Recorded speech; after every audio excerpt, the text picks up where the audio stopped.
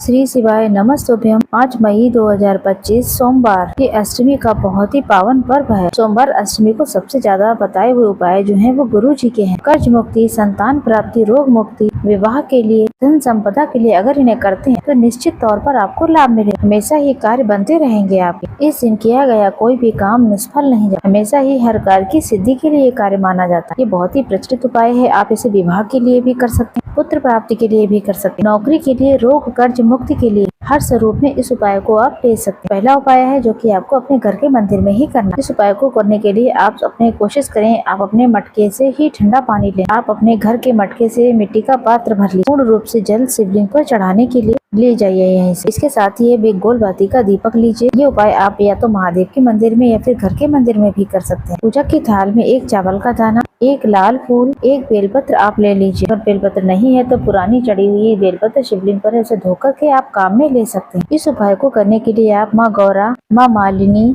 माँ आदि शक्ति का ध्यान करें। ये उपाय रात या दिन कभी भी कर सकते हैं। सबसे पहले पूर्व मुख होकर के शिवलिंग पर जल चढ़ाएं, साथ ही एक दीपक लगाएं। इसके बाद माता अशोक सुंदरी के स्थान पर आप सभी को अपना नाम और गोत्र बोलना है। एक बेलपत्र, एक चावल का दाना और एक लाल फूल वहाँ पर समर्पित कर देना है। ऐसा करने के बाद आप अपनी यहाँ पर मनोकामना बोलेंगे। इसके साथ ही साथ आप देखेंगे जल्द से जल्द आपकी मनोकामना सिद्ध हो जाएगी। ये कार्य आप जो भी बोलेंगे यहाँ निश्चित तौर पर बनना आरंभ हो जाएंगे। पहला उपाय आप इसको करके देखिए। अब हम यहाँ पर बात कर लेते हैं अपने दूसरे उपाय की। ये उपाय जो है वैसे तो सभी चीज में कारगर, लेकिन सबसे ज्यादा रोग मुक्ति के लिए कारगर है। शरीर में कोई भी रोग पनप रहा है तो उसके लिए काफी ज्यादा लाभदायक है। इस उपाय को करने के लिए आपको 5 लौंग की आवश्यकता होगी। लौंग हमेशा फूल वाली ही लें। आप यहाँ पर अपने शरीर में जो भी रोग है उसका ध्यान करें और कहें, हे महादेव, हे माता रानी, आप सोमवार की अष्टमी पर मैं आपको ये विशेष वस्तु अर्पित कर रही हूँ, मेरा ये कार्य सिद्ध करें। ऐसी प्रार्थना करते हुए 5 या 7 लौंग आप अपने हाथ की हथेली में रख लीजिए। आपके पैरों में, सर में कहीं भी कोई दिक्कत है तो स्मरण करें और माता अशोक सुंदरी के स्थान, इस स्थान पर आपको लौंग समर्पित कर देनी है। ये सोमवार की अष्टमी पर ही उपाय किए जाते हैं। इसके बाद जब पूजा हो जाए अच्छी तरीके से तो आप ये लौंग प्राप्त कर लीजिए। इसके बाद ये लौंग जो है या तो आप शिव मंदिर के दरवाजे पर या अपने घर की चौखट पर अर्थात दरवाजे पर सुबह रोज 1 लौंग 7 दिन तक आप इसको खाते रहें। सोमवार अष्टमी पर ये जो भी भक्तजन जो है